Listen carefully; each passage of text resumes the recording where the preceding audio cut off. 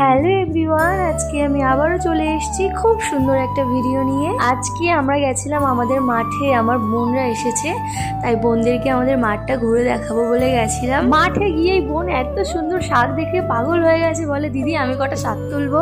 আর এত সুন্দর শাক দেখলে সবারই একটু তুলতে ইচ্ছা করবে।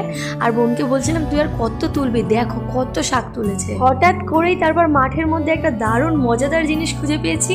আমার শাশুড়ি মা বলছিল একে কপাল ঠোকা গাছ বলে। এই যে দেখো, কপালে টুকটুক করে ঠুকে ঠুকে খেলতে হয়। ছোটবেলায় খুব খেলেছি এটা নিয়ে, কিন্তু এটার নাম যে কপাল ঠোকা গাছ এটা জানতাম না। তোমরাও চিনবে হয়তো, কমেন্ট করে জানিও এটাকে কি বলে। আমার শাশুড়ি মা তো বলছিল এটাকে কপাল ঠোকা গাছ বলে।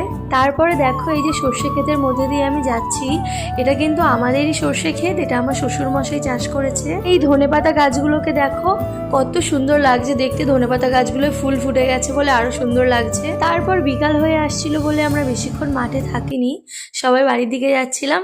এই যে দেখো প্রত্যেকের হাতে শাক। তো আজকের ভিডিওটা এই পর্যন্তই। আমার ভিডিও তোমাদের কেমন লেগেছে অবশ্যই কমেন্ট করে জানিও। টাটা।